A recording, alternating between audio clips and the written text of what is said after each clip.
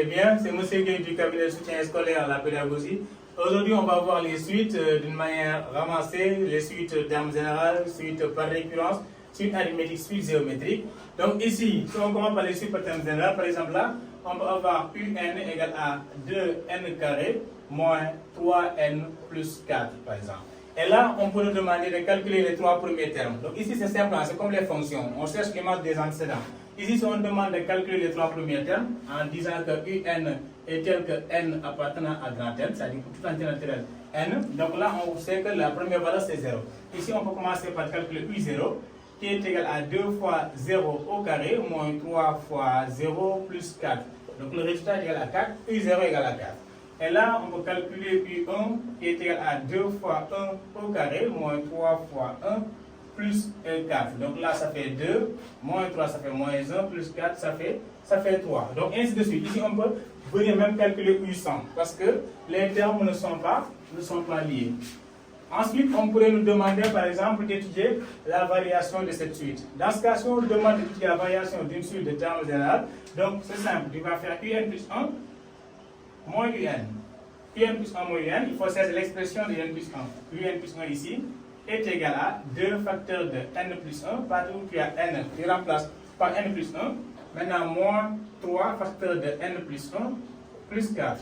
Et donc là, on développe la m carré. Ça fait 2, avec les identités remarquables, on dit que c'est n carré plus 2 fois n plus 1. Maintenant, plus 3 fois n, ça fait 3n plus 3, ou bien moins 3, là c'était un moins. Donc c'est moins 3 plus 4. Donc si on développe, ça va nous donner 2n carré plus 4n plus 2, maintenant moins 3n plus 1. Et voilà, donc ici 2n carré, 4n et moins 3n, ça fait plus n. Maintenant 2 plus 1, ça fait plus 3. Et donc on a l'expression de un plus 1. On va revenir répondre à ça, un plus 1 moins un. Et donc un plus 1, c'est 2n carré plus n plus 3. Maintenant moins, on met la parenthèse parce que sinon on risque de faire erreur de signe. Là, ça va nous donner 2n carré. Maintenant moins 3n plus 4. Voilà. Donc on passe ici pour avoir de l'espace. Ok. Maintenant, ça va nous donner ici 2n carré plus n plus 3 moins 2n carré plus 3n moins 4. Et après, 2n carré se simplifie. Ensuite, on a n plus, donc ça fait 4n. Ensuite, 4n, 3, donc ça fait 4n moins 1. Donc, un plus 1 moins 1, on a trouvé 4n moins 1. Si on devait trouver 4n plus 1, on pourrait dire que le résultat est positif. Et dans ce cas, un est croissante. Parce que si la différence de un plus 1 moins un est positive, cela veut dire que un est croissante. Si c'est négatif, cela veut dire que un est décroissante. Et si elle est égal à 0, cela veut dire que un est une constante. Donc ici, on n'a pas la chance d'avoir un résultat qu'on pourrait dire exactement si c'est positif ou négatif, parce qu'il y a une différence de signe par là. Donc on doit l'étudier comme dans le cas des fonctions. On dit 4n moins 1 égale à 0, ce qui veut dire que 4n égale à 1, n égale à 1 quart. Et nous savons que n est un entier naturel, donc ça ne prend pas de valeur décimale. Et ici, si on fait un tableau de signes, par exemple là, on pourrait avoir n qui est aussi de 0 à plus l'infini, parce que n ne prend pas de valeur décimale ni négative. Et là, si on fait n, 4n moins 1, donc 1 quart est quelque part là. Le signe, c'est signe de A après le 0, donc c'est positif, négatif. Et on sait que 1 est à partir de là. Donc on veut dire que un est croissante à partir du rang n égale à 1. Voilà, donc ici, c'est ça qu'on va faire concernant la table de variation si on ne connaît pas la nature de la suite. Maintenant, on peut voir les suites par récurrence. Par exemple, ici, on a un, u0 égale à 5, et un plus 1 égale à moins 2, un plus 4. Donc ici, on appelle une suite par récurrence parce que un plus 1 dépend de un. Donc on ne peut pas calculer un plus 1 sans connaître un. Là, si on demande de calculer les trois premières valeurs, donc on va savoir que u0 est déjà connu, donc u1 est égal à moins 2 fois u0 plus 4. Et donc ça nous donne moins 2 fois 5 plus 4. Donc ici, ça nous fait moins moins 6. Si nous voulons calculer U2, ça nous fait moins 2 fois U1 plus 4 et c'est égal à moins 2 fois moins 6 plus 4. Et moins 2 fois moins 6, ça fait 12. 12 plus 4, ça fait 16. Ici, qu'est-ce qu'on constate? On constate que chaque fois, pour calculer un terme, on utilise le terme précédent. Ce qui veut dire que si on nous avait demandé U100, on est obligé de chercher U99. Et pour trouver U99, on est obligé de chercher U98. Ainsi de suite. Donc, ça va être difficile. Donc, quand la suite est par récurrence, on ne peut pas chercher une suite sans connaître le précédent. Là, on va voir les suites de nature, c'est-à-dire les suites dont nous connaissons les natures, comme suite arithmétique,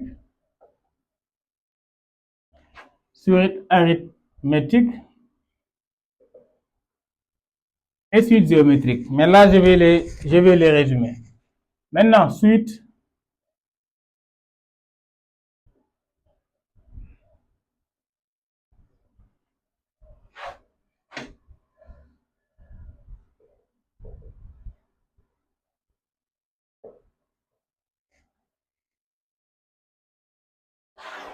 voilà, donc là, je vais faire une fiche qui résume un peu les suites arithmétiques et les suites géométriques. C'est quoi une suite arithmétique? C'est-à-dire pour passer d'un terme au suivant, on additionne une constante.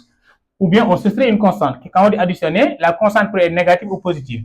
Là, on aura un plus 1 égale à un plus r. R, on dit que R, c'est la raison de la suite. Là, par exemple, on a une relation de récurrence. Et si on veut aussi exprimer un en fonction de n, comme nous connaissons la raison pour le chercher, c'est simple. On fait un plus 1 moins un et tu vas trouver la raison. Maintenant, pour exprimer un en fonction de n, une question qu'on pose d'habitude sur les devoirs, donc on va avoir un égale à u0 plus n fois r. Si on connaît u0. Maintenant, si nous ne connaissons pas u0, on va prendre la forme générale et on aura un égale à up, p qui peut être égal à 1, 2, 3, ainsi de suite. Maintenant, plus n moins p fois r. Donc là, c'est la forme générale. Si le p est égal à 0, on revient là. Si le p est égal à 1, on cherche, ainsi de suite. Ensuite, on parle de la variation de la suite. La variation de la suite géométrique. Donc, pour la suite arithmétique. Pour la variation, on regarde la raison. Si la raison R est supérieure à 0, cela veut dire que un est croissante. Et si la raison R est inférieure à 0, cela veut dire que un est décroissante. Si la raison R est égale à 0, cela veut dire que un est une constante. Donc, pour la suite arithmétique, c'est ça en résumé. Maintenant, parlons de la suite géométrique. Toujours la relation de récurrence. Pour la suite géométrique, supposons qu'on prend Vn pour différencier, parce que les Un, les Vn, c'est par convention. Rien ne fixe que si on a Vn, c'est une suite géométrique, et si on a Un, c'est une suite arithmétique, comme le supposent certains élèves. Donc, c'est par convention. Vous pouvez l'appeler même Tn. Donc là, je l'ai appelé Vn. On dit Vn est... Voilà, donc ici, la relation de récurrence, c'est que Vn plus 1 égale à Vn fois Q, Q étant la raison. Là, on disait que pour passer d'un terme au suivant, on additionne une constante, alors que là, on multiplie par une constante. Ensuite, on a, comment on calcule la raison? Q, c'est égal à Vn plus 1 sur Vn. Ici, on fait une division au lieu de faire une différence. Ensuite, pour exprimer Vn en fonction de n, on dit Vn égale à V0 fois Q à la puissance n. Maintenant, si on n'a pas V0, on prend la forme générale. Vn égale à Vp fois Q à la puissance n moins p. Voilà. Ensuite, on parle de la variation de la suite. La variation de la suite. Donc, quand c'est géométrique, on regarde le Q et on le compare maintenant avec 1. Par exemple, si Q est compris entre moins 1 et 1, et c'est important, et que aussi V0 est positif, c'est très important, parce que si V0 est négatif, on va prendre le contraire de l'information qu'on va soutirer de là. Donc, ici, on dit que alors, on va dire que Vn est décroissante. Là, dans ce cas, Vn est décroissante. Ensuite, on a si Q est supérieur à 1, et toujours, il faut que V0 soit positif pour que la condition marche. Voilà, alors, on dit que Vn est croissante. Maintenant, si le Q est égal à 1, là, on parle d'une constante. Maintenant, ici, il faut savoir que si V0 ici était négatif, l'information va changer seulement. On va dire que Vn est croissante avec cette même information, mais V0 négatif. La même chose, si V0 était négatif, avec cette information-là, on va dire que Vn est décroissante. Donc, il faut faire attention seulement sur là.